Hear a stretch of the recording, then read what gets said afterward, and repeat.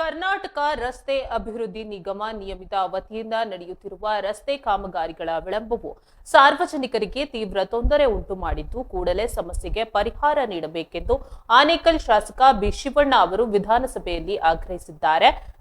ವಿಧಾನಸಭೆ ಕಲಾಪದಲ್ಲಿ ಶಾಸಕರು ಕೆಆರ್ಡಿಸಿಎಲ್ನ ಕಾಮಗಾರಿಗಳ ವಿಳಂಬ ಕುರಿತು ಪ್ರಶ್ನೆಗಳನ್ನ ಎತ್ತಿದ್ದಾರೆ.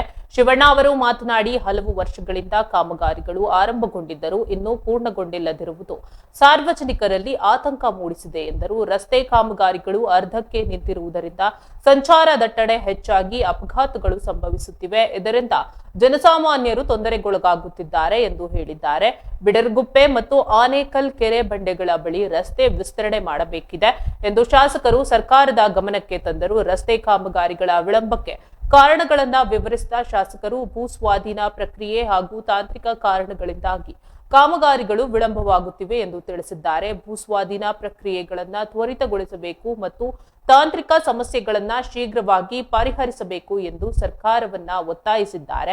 ಅಲ್ಲದೆ ಕಾಮಗಾರಿಗಳನ್ನ ತ್ವರಿತವಾಗಿ ಪೂರ್ಣಗೊಳಿಸುವಂತೆ ಸಂಬಂಧಪಟ್ಟ ಅಧಿಕಾರಿಗಳಿಗೆ ನಿರ್ದೇಶನ ನೀಡಬೇಕೆಂದು ಅವರು ಮನವಿ ಮಾಡಿದ್ದಾರೆ. ಶಾಸಕರ ಪ್ರಶ್ನೆಗೆ ಉತ್ತರಿಸಿದ ಸರ್ಕಾರ, ಭೂ ಸ್ವಾಧೀನ ಪ್ರಕ್ರಿಯೆಗಳನ್ನ ಚುರುಕುಗೊಳಿಸಲು ಮತ್ತು ತಾಂತ್ರಿಕ ಅಡಚಣೆಗಳನ್ನ ನಿವಾರಿಸಲು ಕ್ರಮ ಕೈಗೊಳ್ಳಲಾಗುವುದು ಎಂದು ಭರವಸೆ ನೀಡಿದೆ. ಅಲ್ಲದೆ ನಿಗದಿತ ಸಮಯದಲ್ಲಿ ಕಾಮಗಾರಿಗಳನ್ನ ಪೂರ್ಣಗೊಳಿಸಲು ಎಲ್ಲ ಪ್ರಯತ್ನಗಳನ್ನ ಮಾಡಲಾಗುವುದು ಎಂದು ಸರ್ಕಾರ ತಿಳಿಸಿದೆ. ಸಾರ್ವಜನಿಕರ ಹಿತದೃಷ್ಟಿಯಿಂದ ಕೂಡಲೇ ಸಮಸ್ಯೆಗಳನ್ನ ಪರಿಹರಿಸಿ ರಸ್ತೆ ಕಾಮಗಾರಿಗಳನ್ನ ಪೂರ್ಣಗೊಳಿಸುವಂತೆ ಸರ್ಕಾರಕ್ಕೆ ಸಾರ್ವಜನಿಕರು ಆಗ್ರಹಿಸಿದ್ದಾರೆ.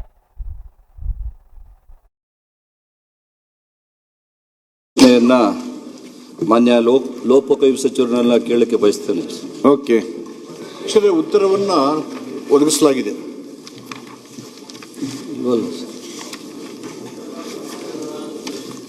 ಮೈಕ್ ಆನ್ ಮಾಡಿ. ಮಾನ್ಯ ಅಧ್ಯಕ್ಷರೇ, ಉತ್ತರ ಒದಗಿಸಿದ್ದಾರೆ.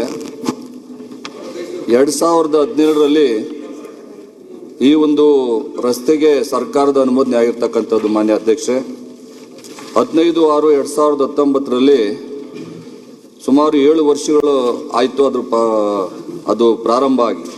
ಸುಮಾರು 9 ವರ್ಷಗಳಲ್ಲಿ ಅನುಮೋದನೆ ಆಗಿ 7 ವರ್ಷಗಳಲ್ಲಿ ಅದು ಪ್ರಾರಂಭ ಆಗಿದೆ. ಮಾನ್ಯ ಅಧ್ಯಕ್ಷೆ, ಆದರೆ ಆ ರಸ್ತೆ ಅರ್ಧಂಬರ್ಧ ಎಲ್ಲೂ ಕೂಡ ಫಿನಿಶಿಂಗೇ ಮಾಡಿಲ್ಲ. ಇವತ್ತು KRDCL ಅವರು ಎಲ್ಲೂ ಕೂಡ ಆ ರಸ್ತೆನ ಫಿನಿಶ್ ಮಾಡಿಲ್ಲ. ಫ್ಲೈಓವರ್ ಮಾಡಿದ್ದಾರೆ, ಪಿಲ್ಲರ್ಗಳು ಹಾಕಿದ್ದಾರೆ. ಆ ಪಿಲ್ಲರ್ಗಳೆಲ್ಲನೂ ಕೂಡ ಅಲ್ಲೆಲ್ಲೇ ಇದ್ದಾವೆ. ಆಮೇಲೆ ರಸ್ತೆಯಲ್ಲಿ ಒಂದು ಕಿಲೋಮೀಟರ್ ರಸ್ತೆ ಮಾಡಿದ್ರೆ ಮತ್ತೆ ಇನ್ನೊಂದು 1 ಕಿಲೋಮೀಟರ್ ಪೆಂಡಿಂಗ್ ಇದೆ. ಈ ರೀತಿಯಾಗಿ ಎಲ್ಲ ರಸ್ತೆ ಸಂಪೂರ್ಣವಾಗಿ ಜನಸಾಮಾನ್ಯರಿಗೆ ತೊಂದರೆ ಆಗ್ತಾ ಇದೆ. ಮತ್ತೆ ಆ ಪಿಲ್ಲರ್ಗಳು ಇತ್ತಿರ್ತಕ್ಕಂಥ ಭಾಗದಲ್ಲಿ ಯಾವಾಗಲೂ ಕೂಡ ಟ್ರಾಫಿಕ್ ಜಾಮ್ ಆಗ್ತಾ ಇದೆ. ಮಾನ್ಯ ಅಧ್ಯಕ್ಷರೇ, ಆ ಟ್ರಾಫಿಕ್ ಜಾಮ್ ಆಗಿ ಯಾವಾಗಲೂ ಕೂಡ ಆಕ್ಸಿಡೆಂಟ್ಸ್ ಆಗ್ತಾ ಇದ್ದಾವೆ.